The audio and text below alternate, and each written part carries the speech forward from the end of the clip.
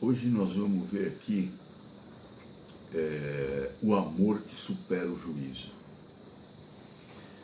É incrível, né? Deus, só para dar uma contextualizada aqui, Deus ele criou um povo para ele, no começo Israel. Hoje o povo dele são aqueles que creem na morte do Senhor Jesus, na morte e na ressurreição, né? Mas Deus criou um povo e cuidou aquele povo como se fosse seu filho.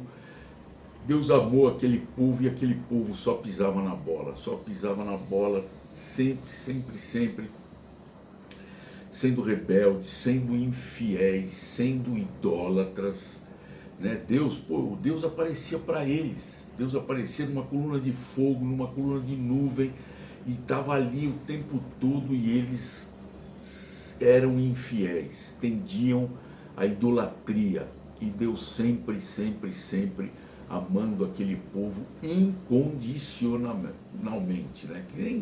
Que nem Cristo, ele nos amou incondicionalmente, porque a palavra de Deus diz que o salário do pecado é a morte. Morte que ele fala aqui é uma morte espiritual, né? O afastamento de Deus, né? Nosso corpo é corpo, nosso ser é corpo, alma e espírito. O corpo está ligado às coisas físicas, né? Estou com dor, me machuquei, estou cansado, estou doente, né? E a alma está ligada aos sentimentos, estou contente, estou feliz, estou triste, estou zangado, estou irado. E o espírito tem que estar conectado com Deus. Então muitas vezes as pessoas sentem aquele vazio tremendo, porque o espírito não está conectado com Deus, e só Deus para preencher o coração das pessoas. Mas vamos lá, fecha parênteses.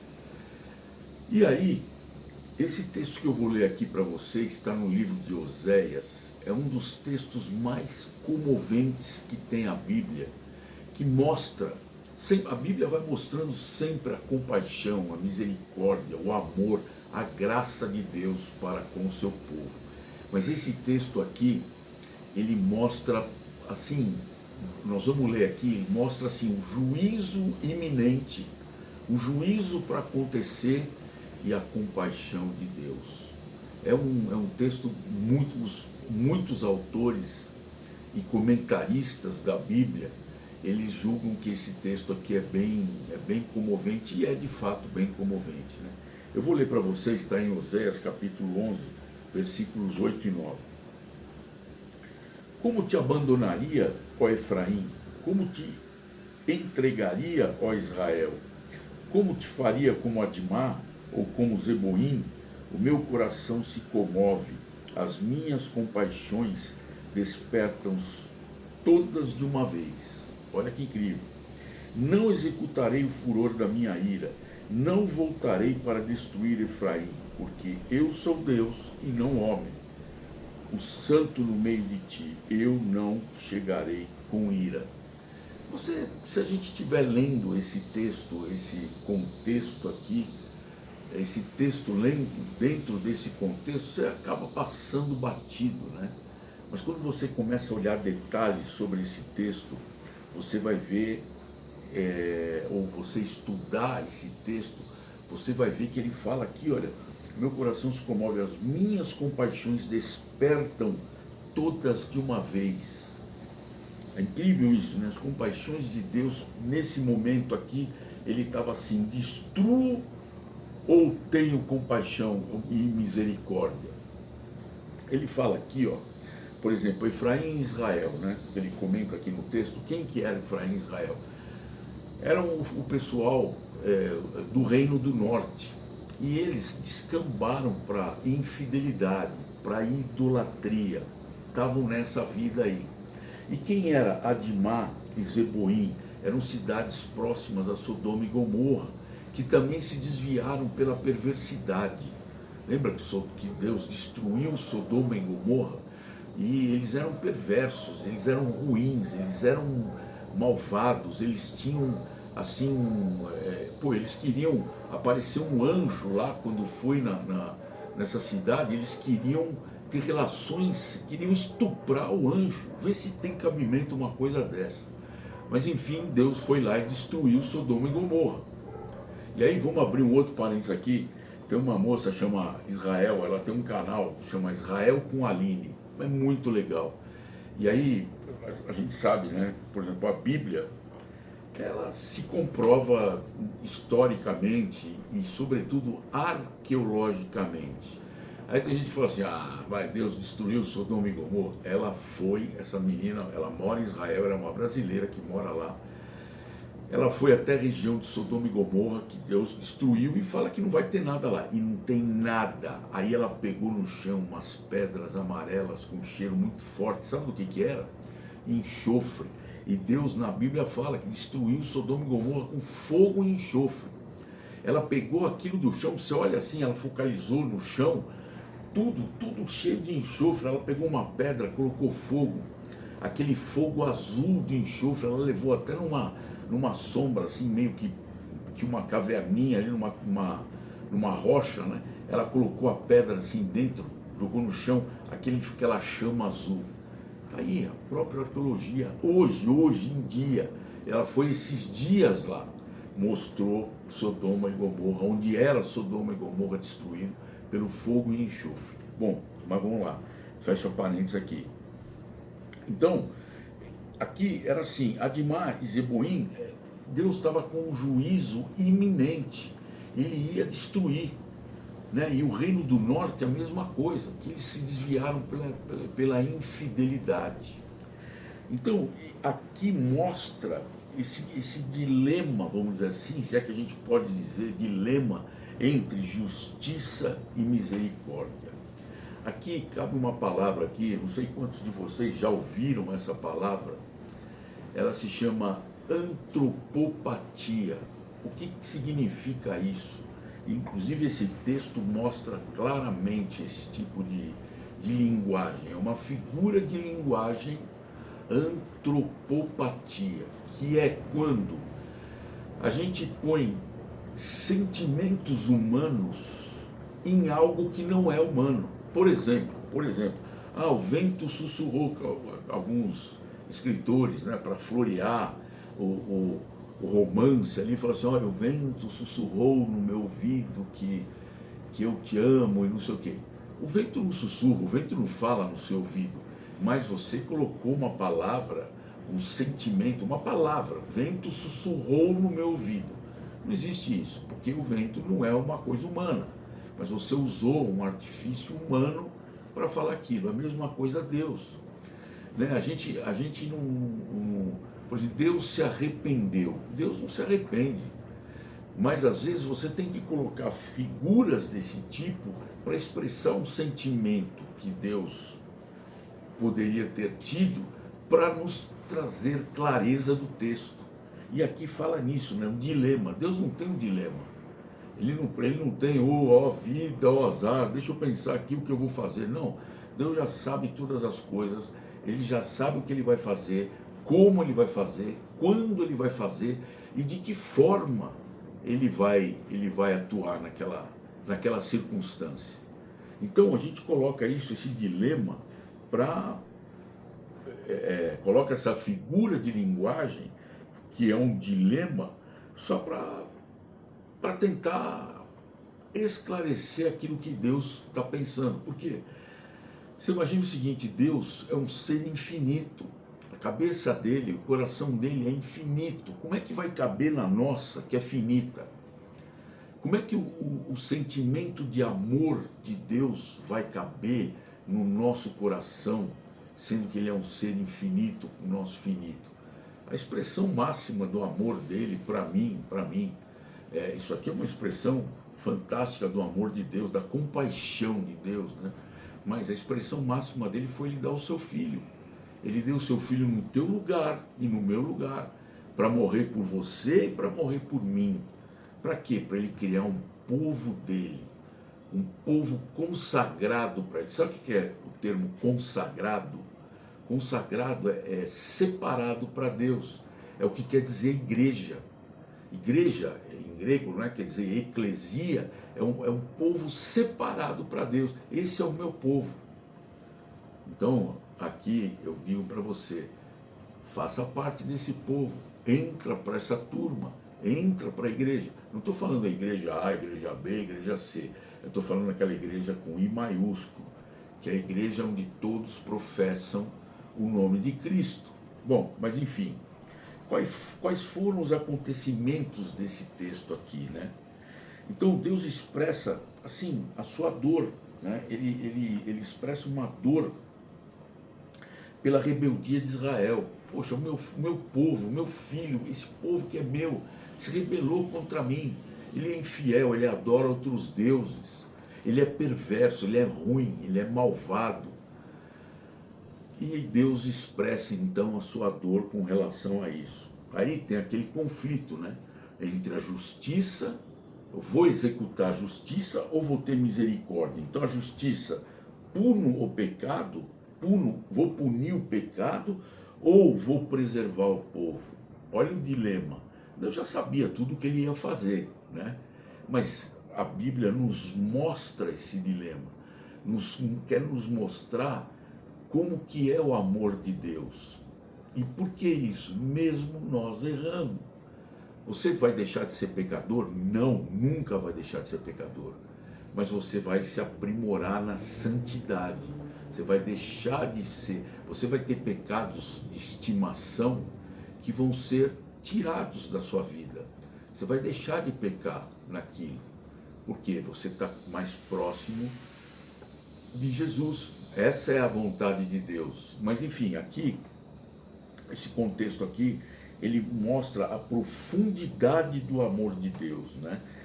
E o desejo que Deus tem de restaurar e não punir. Eu quero restaurar, eu não vou exterminar. Ele poderia exterminar o povo, como ele fez com Sodoma e Gomorra.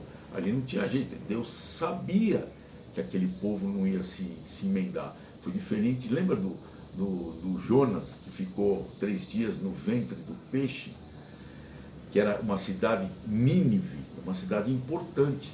E ele mandou Jonas para lá para falar que a cidade ia ser punida. E a cidade se converteu. Olha que incrível, ele sabia disso. Ele sabia que o pessoal lá ia se converter. Diferentemente de Sodoma e Gomorra, que o pessoal não ia se converter. Era um pessoal perverso, malvado né, tinham ideias assim muito malvadas, né? Enfim, por isso que ele destruiu. E aqui ele está falando esse dilema. O que eu vou fazer? Vou punir o povo ou vou restaurar? Então mostra o desejo que ele tinha de restaurar e não punir. E aqui muitas vezes, né? Muitas vezes, exceto de Sodoma e Gomorra, por exemplo, né? Mas mostra que a misericórdia de Deus, lembra que eu falei que misericórdia, o termo misericórdia é a suspensão de uma pena merecida, né? Você é um cara misericordioso, você fica com, às vezes, compaixão, com dó de uma pessoa, até que essa pessoa tenha te ferido, tenha te machucado emocionalmente. Você acaba ficando com dó dela. Então isso é misericórdia, né? E a misericórdia triunfa sobre o juízo. Tem um texto em Tiago, olha o que ele fala aqui, ó. Eu vou ler o 12, é o capítulo 2, versículo 12 e 13. Falai de tal maneira e de tal maneira procedei como aqueles que hão de ser julgados pela lei da liberdade. Porque o juízo é sem misericórdia para com aquele que não usou de misericórdia. A misericórdia triunfa sobre o juízo. Então, Deus fala isso, que a misericórdia dele, triunfa sobre o juízo. Interessante isso aí, né? E qual foi a decisão de Deus? Então aqui mostrou o dilema.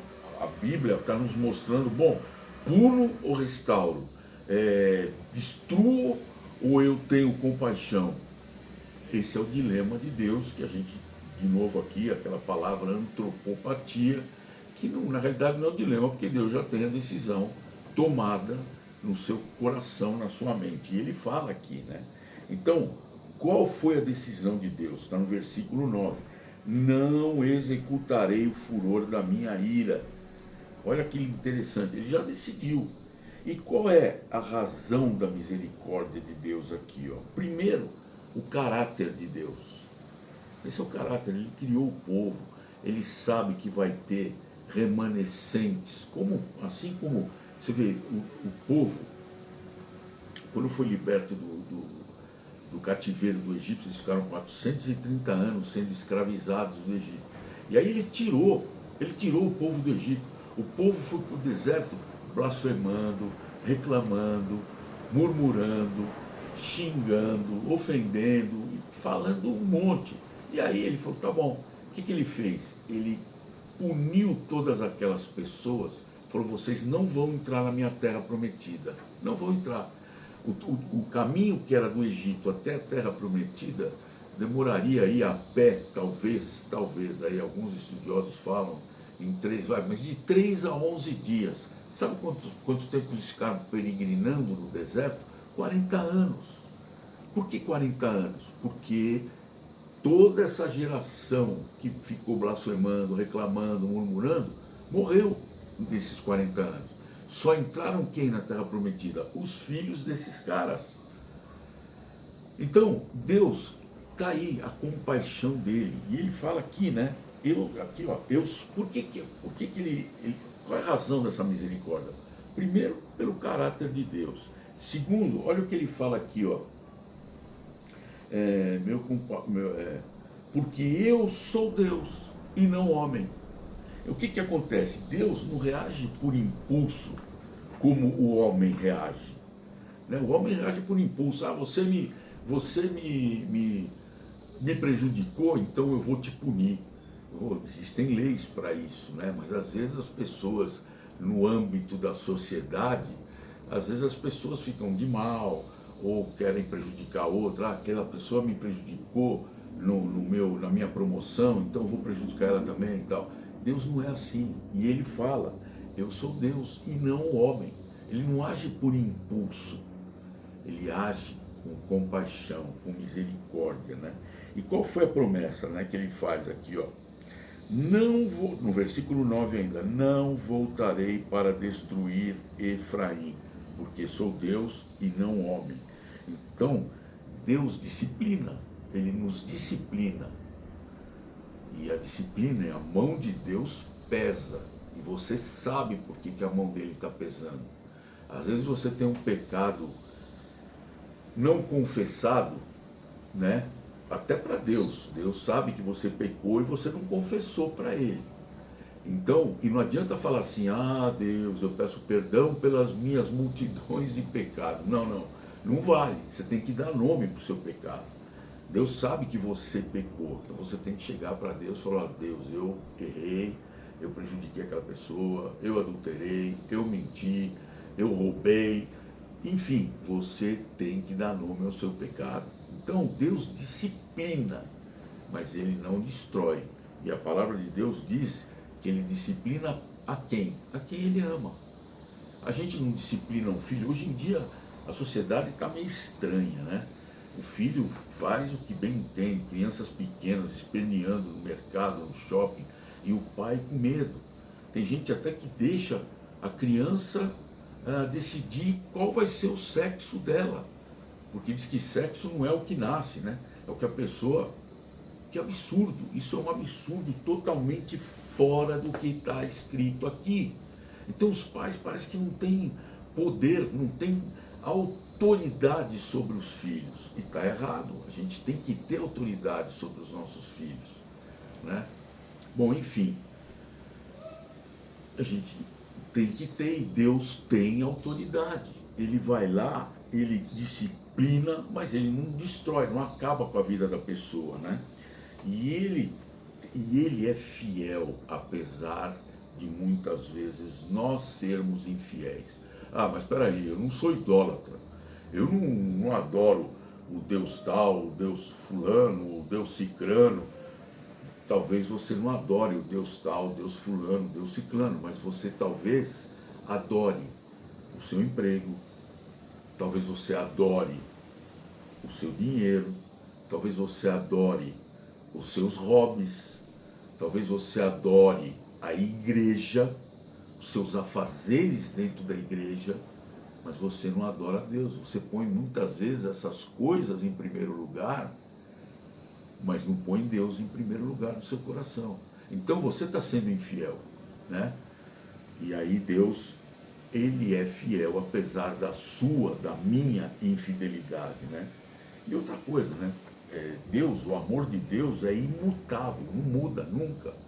Ele tem o seu povo. E mais uma vez eu falo, quem é o povo de Deus hoje? Um dia eu dei um estudo sobre isso. Hoje o povo de Deus é a igreja com I maiúsculo. O que quer dizer isso? Todos aqueles que creem que o sangue de Cristo derramado na cruz foi em seu favor, esses entregaram suas vidas ao Senhor Jesus, esses fazem parte da igreja. Esses são chamados filhos de Deus.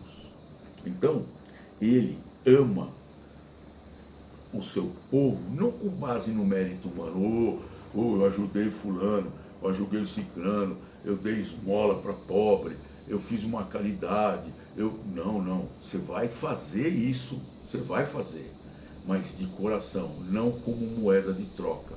Lembra, tem um texto que fala em Isaías, que as nossas obras são para Deus como um trapo de imundícia. Esse texto é pesadíssimo. Quer ver o que ele fala aqui, ó? Está em Isaías 64, 60, quer ver? Ó, isso é muito pesado, porque às vezes o cara fala, não, eu faço obras, eu ajudo pessoas. Ó, todos nós somos como impuro, todas as nossas justiças, olha como eu sou justo, né? Como um trapo de imundícia, e todos nós murchamos como a folha, e as nossas maldades nos arrebatam como o vento. O que é trapo de imundícia? Trapo de imundícia, antigamente tinha muita lepra, então vamos supor, o cara está com lepra aqui, ele envolvia um trapo para não aparecer a lepra, ou ele enfaixava uma faixa para não aparecer aquela lepra. Trapo de imundícia era isso, era aquela coisa que envolvia a lepra. Então, as nossas justiças, as nossas obras, é como trapo de imundícia. Então, assim, Deus, ele é compassivo com você, ele te ama, não por seu mérito, né? E sim pela graça e pela misericórdia de Deus. Você está entendendo como é que funciona a coisa? E aqui, o seu amor, ele é constante, perseverante, né? É um amor que está ali toda hora, ele persevera e, sobretudo, é misericordioso, porque todo dia você está pecando e Deus está aplicando a sua misericórdia sobre a sua vida. Por isso que ele te ama, né? Por isso que o amor dele é imutável. E ele não desiste do seu povo. Ele não desiste, é um Deus que quer se relacionar. A Bíblia diz lá em Eclesiastes 3:11, fala assim, que Deus pôs a eternidade no coração do homem. Ele quer se relacionar com você eternamente. É assim que ele quer, ele gosta de estar conosco, né? E ele nos mandou o Espírito Santo para habitar conosco. O Espírito Santo habita no nosso coração. Então, Deus está conosco todo o tempo. Cristo andou com os discípulos e ele fala, eu estarei com vocês até o final dos tempos. Ponto e basta. É assim que Deus quer se relacionar com a gente, e ele se relaciona com a gente. Então ele não desiste de nós. Então, gente, para a gente concluir aqui, com base nesse texto, mesmo que nós erramos, Deus não nos abandona. O seu amor, o amor de Deus, supera o juízo. Entendeu? É o que a gente viu nesse texto aqui. E ele corrige a gente, ele nos corrige para nos curar e não para nos destruir. Ele corrige para nos restaurar e não para nos destruir. Né? Ele vai restaurar a sua vida, ele vai fazer com que, ele vai transformar a sua vida e não destruir a sua vida, né? E ele é Deus, ele é um Deus cheio de graça, cheio de misericórdia, cheio de perdão, cheio de amor, cheio de compaixão, é um Deus maravilhoso. E esse textinho aqui, de um profeta menor, que é Oséias, ele escreveu pouco na Bíblia, um texto de um capítulo lá que tem 2 versículos, mostra tudo junto, como ele fala aqui, ó, o meu coração se comove, as minhas compaixões despertam todas de uma vez. Você imagina, olha, Deus é compassivo, Ele é compassivo e tal. Você imagine o próprio Deus falando isso, que as minhas compaixões se despertam todas de uma vez. É por isso que esse texto aqui é comovente. É por isso que os autores e como fala, as pessoas que comentam, os comentaristas, falam que ele é um texto maravilhoso, né? Uma linguagem maravilhosa aí, que a gente usa muito dessa figura da apopatia, né? Para que a gente possa, antropopatia, né? Para que a gente possa tentar colocar as coisas que a gente sente, como Deus age com a gente. E você imagina, a gente está tentando colocar figuras de linguagem para imaginar, para expressar o sentimento de Deus. E Deus é muito maior do que tudo isso. Então, bom, gente, é isso que eu tinha para falar para vocês hoje. Eu espero que vocês tenham entendido e tenham absorvido esse grande amor que Deus tem pelo seu povo, que somos nós, aqueles que entregaram suas vidas para Jesus Cristo. Então, o amor de Deus Pai, a graça do Senhor Jesus Cristo e a comunhão do Espírito Santo estejam com todos nós. Amém.